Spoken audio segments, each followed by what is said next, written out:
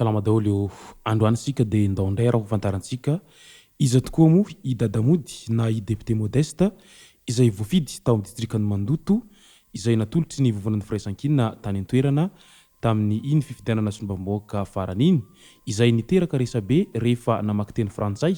tao amin'ny Assemblée nationale tao tamin'ny andro voalohany tamin'ny fivoriana izay nataon'izy ireo ka nanaitra ny maro raha nahita an'izay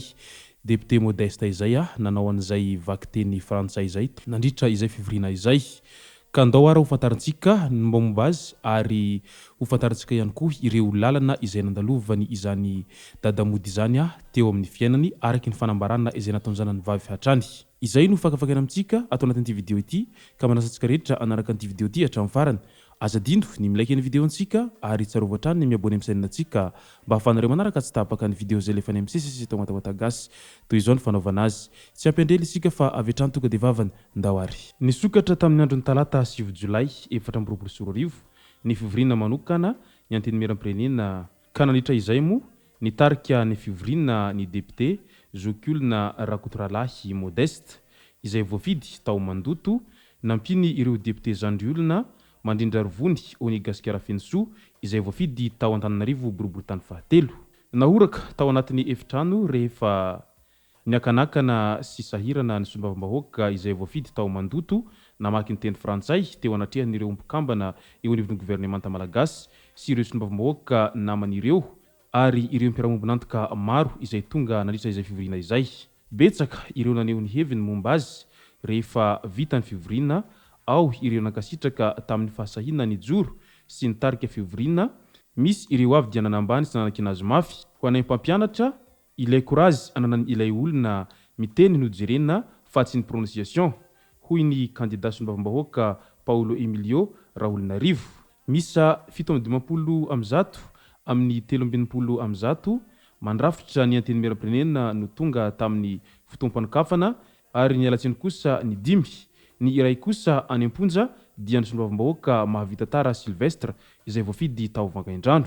ny antso ireo député namany mba tena isolovavamarina ny vahoaka ny député zokiolona nandritra ny lahateny izay nataony etsy andanin'izay moa raha nahita an'izay tsikera nahazo any député Modeste izay na Dada Mody tamin'ny tsy fahaizana namaky teny frantsay izay dia naneho ny heviny ny zanany vavy Dada Mody hoe ho isy hatrany voalohany dia isorako manokana Ilay Andriamanitra be fitiavana sy be famindrampo fa mahagaga tsara sy lafatra ny fitondrany vao naharety koa hoe ny sombam-bahoaka rakotoralahy Modeste na Dada Mody na dadako no hitarika ny fivoriana dia ny tonga tao an-tsaiko voalohany dia ny hoe aza hitako ka misy fiteny vahiny tsy nitsahatra nidobodoboka mafy ny foko hatramin'ny andro voalohany ny afara tamin'ny ranomaso nijoijoika mihitsy aza mo rehefa nahita fa nalaza tampoka ilay raiko mamiko fa tsy mahay miteny frantsay hono fantatsika ve Dada Mody maro ny mahafantatra azy raha aty amin'ny faritry ny vakinakaratra indrindra mo fa ety amin'ny distrikany Mandoto fantaro ary fa Dada Mody dia olona niainga avy tany amin'ny farany ambany no io hitantsika tonga sombam-bahoaka voafidy fanondroany tao amin'ny distrikany Mandoto tamin'ny isambato 720 faingo aotraray isanjato zanak'olona sahirana tena sahirana i Dada Mody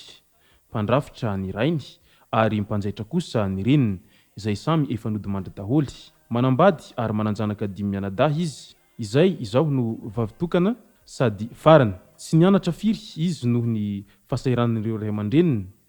izy raha teo no lahamatoa amin'izy ireo ka dia niasa nanampy any Dadabe saika nataony avokoa rehetra mety asa mbola tanora dia tanora izy no nanambady any mamanay niaran-totototo izy mivady nitady izay mahasoa hamilomana ny ankohonana sy hampivoatra ny fiainana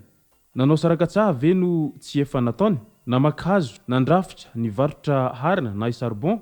naka voankazo tamina camion ary hatram'izao dia isan'ireo mpandraharaha aty amin'ny faritra misy anay izy ireo noho ny fitahiny Ilay avondrindra. Mbola tsy tao anaty politika izy no efa itarainany olona amin'izay mety nanahirana azy ireo ary niezaka nanampy arak'izay tratrany hamahana ny olana misy eo amin'ny vahoaka. Olona tena manam-pahaizana amin'ny fandraisana aman'olona i Dada Mody, hany ka saika tonga namany avokoa na ny hatrany ambany indrindra ka hatrany ambony, izay raha mbola azo atao tokoa ny nifandray taminy. Tsy atory ny manaintaina sy ny marary amin'ny vahoaka amin'ny faritra misy anay iny izy, satria na izy aza niaina izany tao. Mitaraina ny olona amin'ny fahasahiranana sy ny tsy fandriam-pahalemana,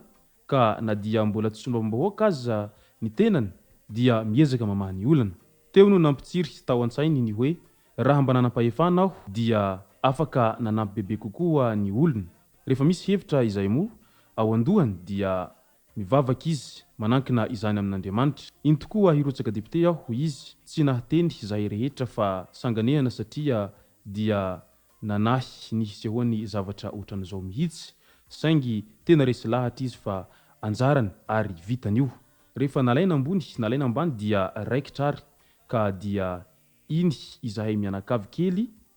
miaraka amin'ireo izay natoky azy nanohana azy. Lany voalohany izy tamin'ny fifidianana sombam-bahoaka talohany izao, ary zao lany fanondroany izao indray. Midika izany fa asa ny azy fa tsy kabary. Ny tena mampiavaka ny Dada Mody, olona tsotra na fiainana na ny fitondran-tena izy, tsy manavaka ary ankaiky ny sahirana sy ny tantsaha izay indrindra no ankabeazan'ny vahoaka misy aty amin'ny faritra misy anay izay nandany azy. Mora resahana ary azony rehetra resahana izy. Lavitra azy ny tahotra hoe tsy be diplôma izy, fa ny fantany dia hainy io ary vitany. Porofon'izany iny fandraisam-pitenenana tamin'ny andro voalohany tao amin'ny parlemantera iny, ary efa nahavita mandaa iray izy talohany izao. Eny, izay tokoa ary sahiko no miteny fa izay teny vahiny izay ihany no mba tsy nanavanana azy. Dada, tsy mampatahotra ve? Vitantsika io neny fa aza matahotra ianao. Mafy tamiko neny niaina iny omaly iny satria dia nampianajanaka tokoa Dada Mody, ary mba hitahirirana tamin'ny fianarana ihany koa izahay zanany. Sahiko mihitsy aza ny milaza fa dépassé ny lavitra dia lavitra tokoa ny tenako izay nahavita fianarana teny amin'ny ambaratonga ambony raha amin'ny faranitan-tsaina sy fahitana hevitra tsara sy mahomby noho izy izay lazainy sasany ho tsy manam-pahaizana. Efa nisy fotoana izy nahazo vizanaka any Frantsa nefa tsy mahay miteny frantsay, fa tsika no sarotiny amin'ny fananan'olona. Fehiny ny tenako noho izao dia ny fahasoavan'Andriamanitra izay nampisehony tamin'ireo nahitako masoandro, namolavolanay, hatoky ny lanjanay, ny dadanay sy nampianatranay tsy hanavakavaka fa hitia kokoa ny mahantra sy ny sahirana aza. Ny vavaka sy ny fahatahorana an'Andriamanitra no tena namboleny tao am-ponay, ary ankehitriny dia mbola misaotra an'Andriamanitra mandrakariva aho fa manana any Dada ary fantatro tsara fa vitan'io. Misaotra Dada, tinay be ianao, tena faly sy velom-pisaorana an'Andriamanitra izahay manana anao. Toy izy foana ny ezaka sy ny finiavanao. Misaotra manokana indrindra ihany koa ireo izay nanohana sy niaro any Dada tamin'ireny zava-niseho rehetra tamin'ny iny andro voalohany ireny. Mankasitraka Tompo, Samia ho tain'Andriamanitra daholy. Mahefa be amin'ny didy aman'andraikitra izay miandry anao. Ho tain'Andriamanitra hatrany izany dadako izany. Io no hafatra izay nalefa ny zanaky ny Dada Mody taoriny iny fandraisam-pitenenany tamin'ny andro voalohany tamin'ny assemblée iny izay nandritra ny be sy ny maro iny. Izay moa no masaka azona rosy tao anatin'ity vidéo ty, tomboko lasy tomboko vavy, misaotra antsika rehetra nanaraka an'ity vidéo ty hatramin'ny farany. Azadino ny milaiky ny vidéo antsika ary tsarovy hatrany ny miabone amin'ny chaîne antsika mba ahafahanareo manaraka tsy tapaka ny vidéo zay alefa any amin'ny sesesety WATAWATA GASY. Tomboko lasy tomboko vavy, mankasitraka dia mirary soa.